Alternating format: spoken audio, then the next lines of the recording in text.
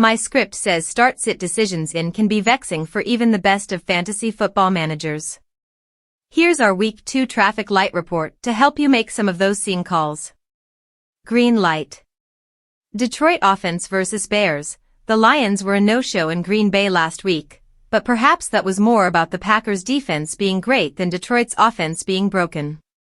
The Lions can get back to business at home and on the fast track against a Chicago team that's working on a short week. QB Dak Prescott versus Giants. He had the worst possible run-out last week, drops, a weather delay, even a Philly ejection that led to more Dallas running. Prescott can make it up to you against the Giants, a team he's beaten 13 times in a row. DeVonta Smith at Kansas City. He's faced Kansas City 4 times, twice in the Super Bowl, and has a sturdy 24-390-1 line to show for it. Philadelphia remains a run-first offense, but I didn't adjust my Smith view even after a quiet opening night.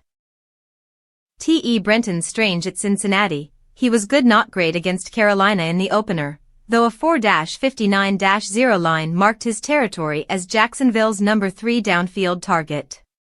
Now Strange gets to attack a Cincinnati defense that's notorious for giving away tight end production.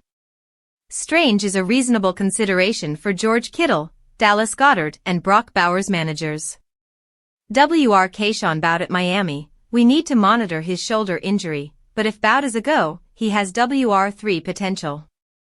He's racked up 95, 117 and 103 yards receiving in 3 of his last 4 starts, and was New England's busiest target last week, snaps, routes, targets. Yellow light. Ricky Pearsall at New Orleans. It stings to lose QB Brock Purdy, but Mac Jones could be one of the top 5 backup quarterbacks in the league. Jones kept Brian Thomas Jr. afloat last year, and he can do the same for Pearsall. RB Jaylen Warren versus Seattle. It was pesky to see Kenneth Gainwell play so much last week, but Warren's production was considerably better. Can we trust OC Arthur Smith to deploy rational coaching?